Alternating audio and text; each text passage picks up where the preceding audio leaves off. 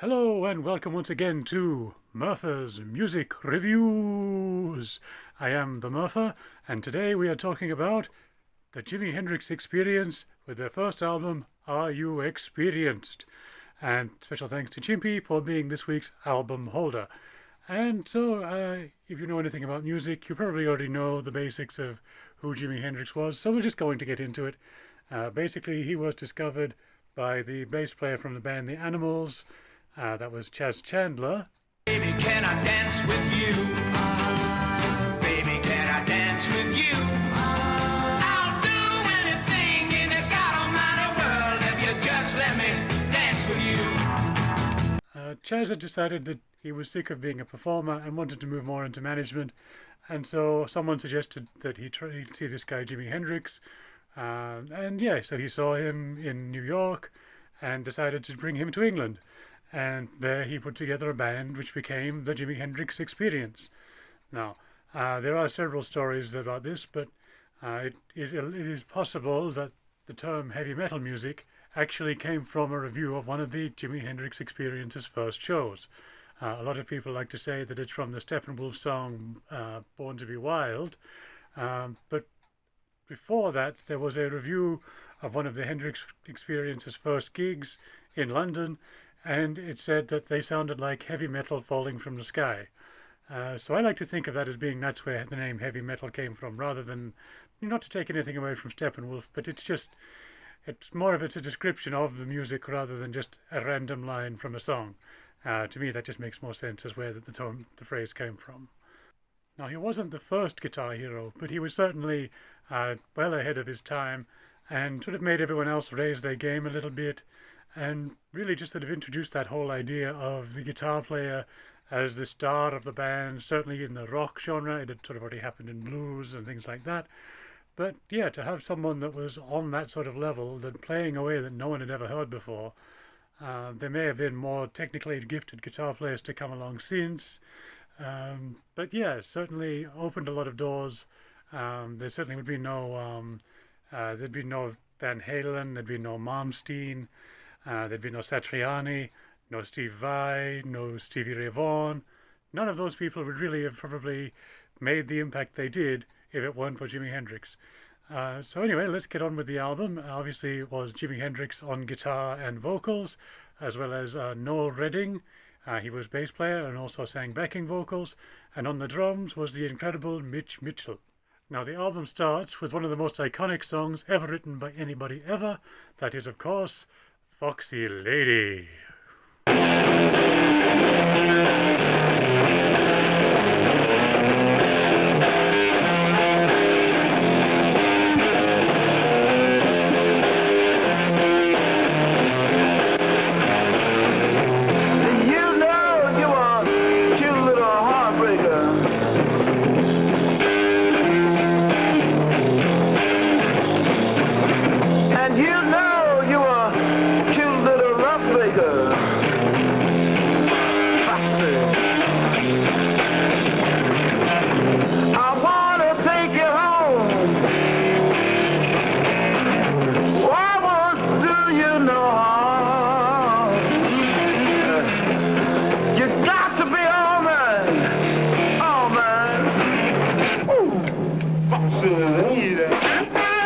It is at this point that I should probably say that we are only looking at the UK original version of the album, as the album has been re-released multiple times with different track listings. Even the original American track listing was different. It had a couple of other signature songs of Jimi Hendrix on it, such as Purple Haze. We won't be talking about those today because we're focusing on this album.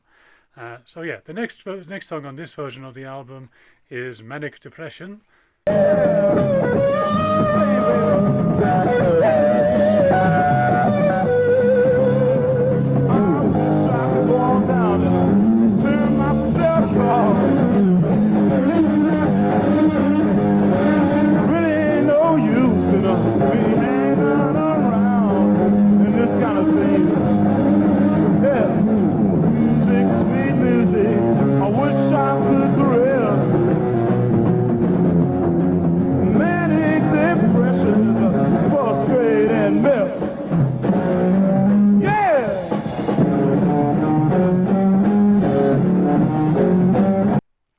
things that I love about this song is that it just sounds so free and so loose, and just it feels like a band in a room just playing whatever comes into their heads, which of course it isn't. It's really very well rehearsed, but it just sounds so sort of, natural, and I love that. And to give you an example of what would happen if you took all of that away, Ace Frehley from Kiss did a cover version of it a few years ago, and it's still good, but he used Pro Tools and all the modern technologies that can really sort of take away all of that sort of element of it, and so it just sounds very, in comparison, almost robotic, and it just doesn't quite work. So I might see if we can throw in a clip of that now.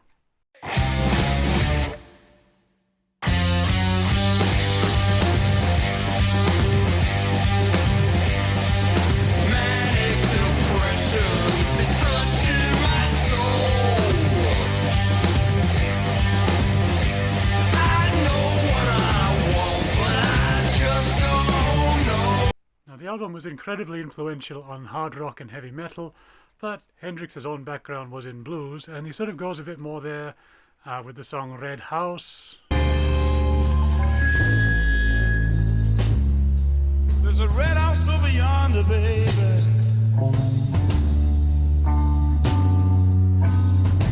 That's where my baby stays.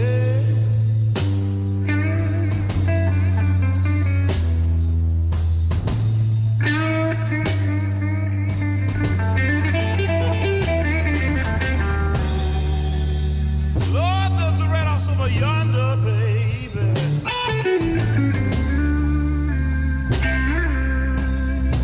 That's where my baby said.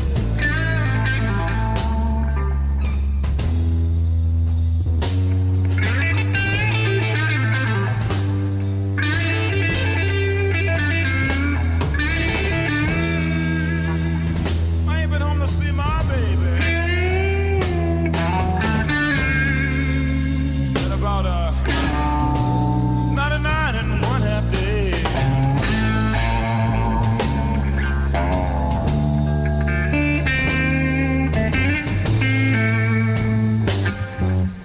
Was Hendrix doing his own thing with this sort of early psychedelic hard rock heavy metal, as well as the blues thing, he was also very much involved with modern music at the time. So he was a big fan of the Beatles. Hey, it was 20 years ago today. Dr. Pepper told the band to play. They were going in and out of style. But the guarantee to bring them foul. So now it's just to you. Been there all these years. Dr. Pepper, Chloe Hart, and most notably Bob Dylan.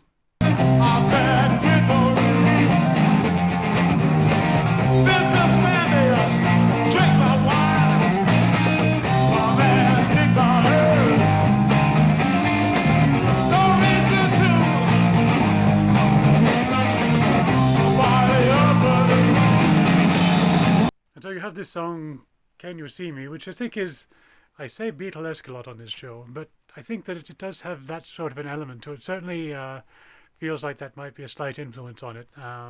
That's what it makes me think of anyway. baby, you are my need. Oh, yeah.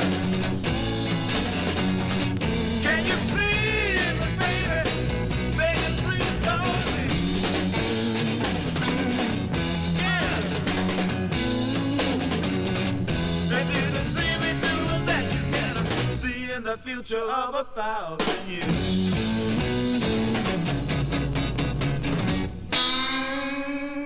One of the big hits from this album was the song Fire.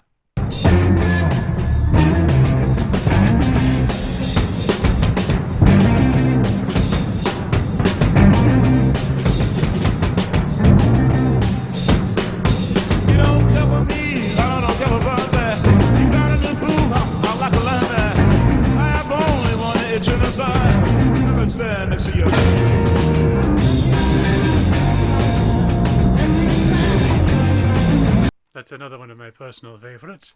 And there's an interesting story with that, because there was another band from the same era called The Crazy World of Arthur Brown, and they had a song out called Fire at the same time. You probably know it.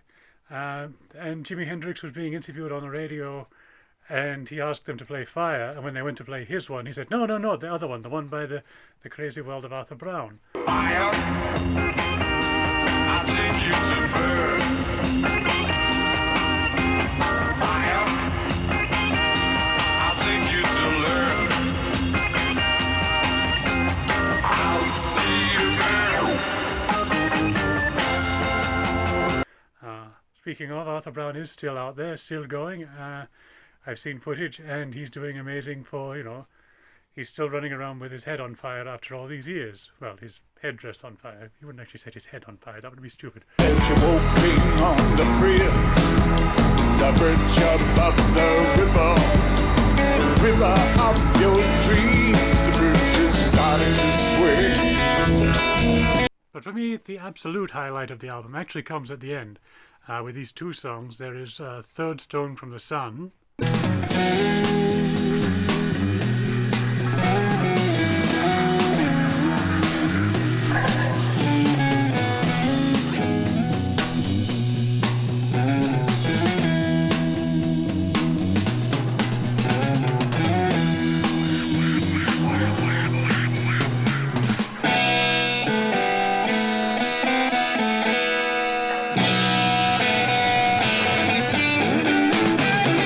That song has actually been interpolated, I think is the right word, for, by the band Right Said Fred with their song I'm Too Sexy. It's not something that generally you would think of. I only just had it pointed out to me recently. But it's true, if you listen to that main riff from Third Stone from the Sun and then listen to I'm Too Sexy, it's definitely in there.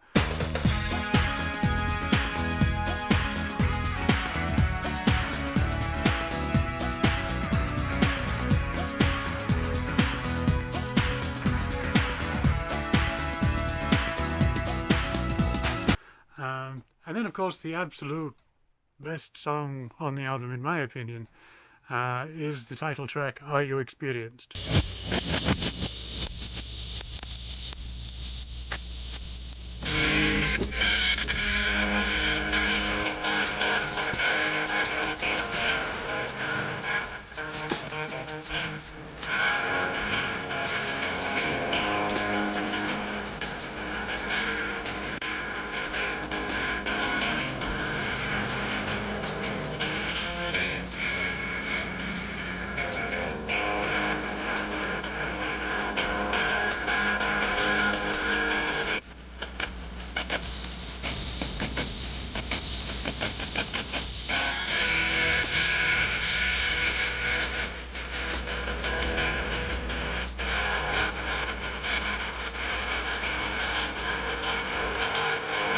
I wasn't born until 1987, which was 20 years after this album came out.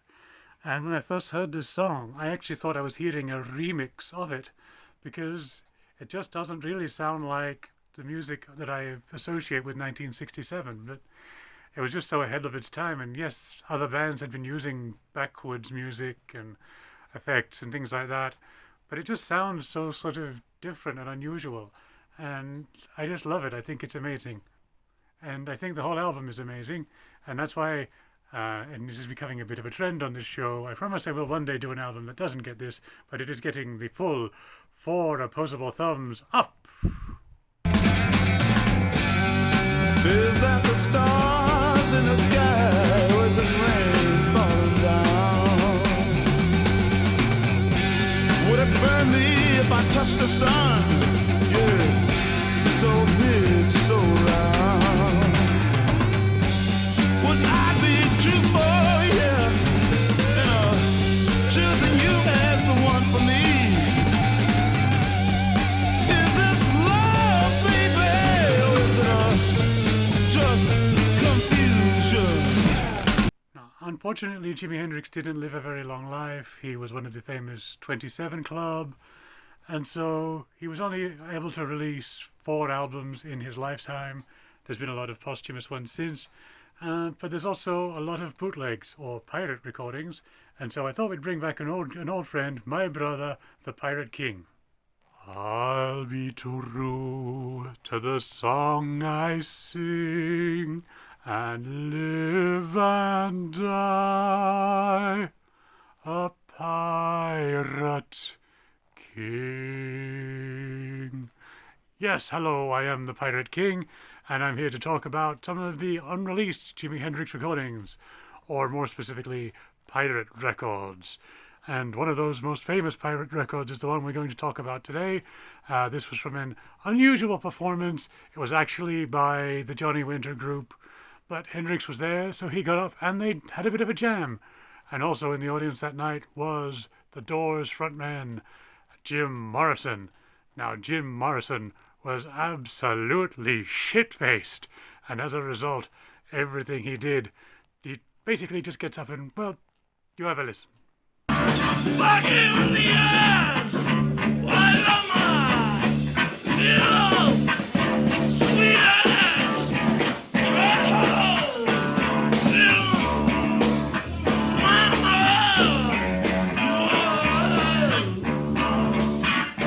Little soul!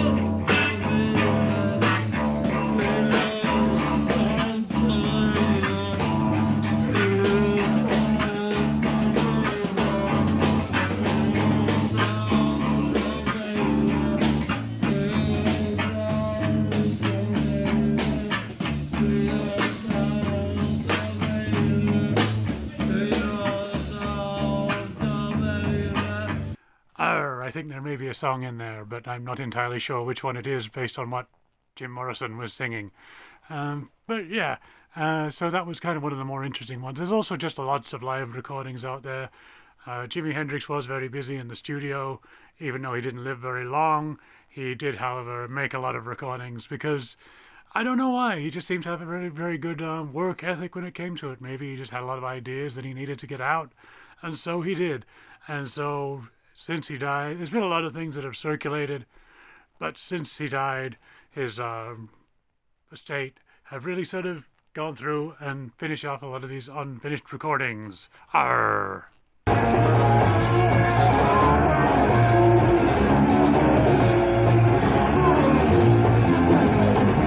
And thank you once again, Pirate King. Yes, I don't really know what Jim Morrison was doing in those recordings, but he sounded like he was having a good time anyway. So with Jimmy dying very young, it meant that he couldn't really keep going, but it didn't affect his legacy at all. If anything, maybe it strengthened it, because every guitar player that has come along since really owes something to Jimi Hendrix. Pretty much every band. And his influence is far and reaching to pretty much everything that came since. Here's just a few samples of a few bands covering his music, just to give you an idea.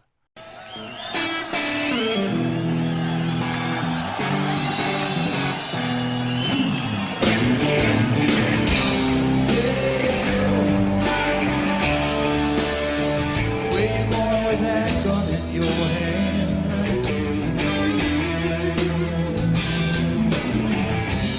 Hey Joe,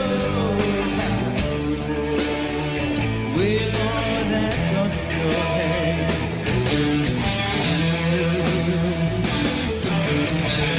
Going down to see my old lady, gonna mess around with another man.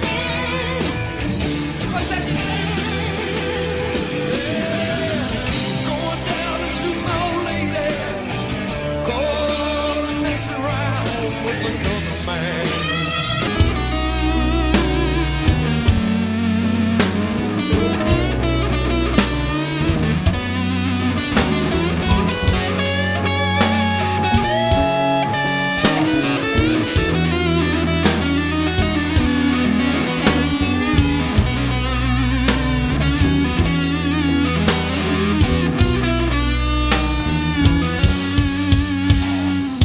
There's a red house over yonder.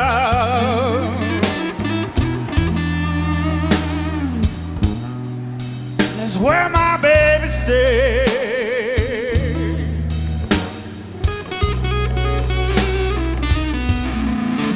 There's a red house over yonder. Lord, that's where my baby stays.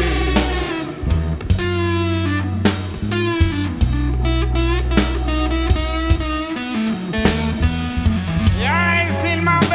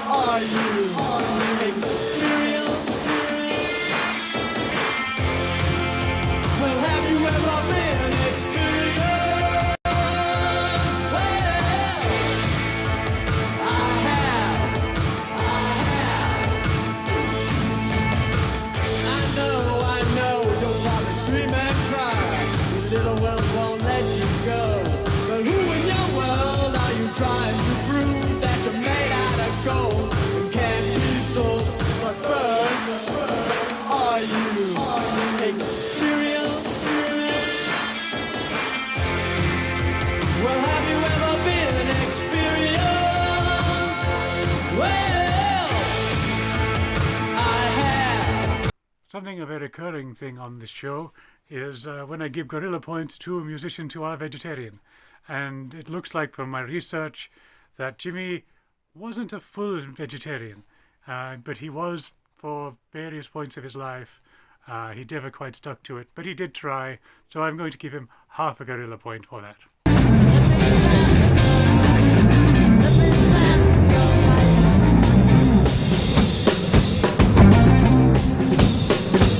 Something I wanted to address. Somebody did ask me this the other day. They asked me if I script my videos, and you may be able to tell by this, no. I do not come up with a script. I do research, and then I sit in front of the camera, and I just waffle on. So, I don't know, maybe I should do scripts, but a few people have suggested maybe I should, but I find it much easier to do it this way, and then I can just use the text things when I think, oh yeah, I forgot to talk about that. So, yeah, if you'd like to see me work with a script, it's probably not going to happen, so I don't know why I bothered making that a question.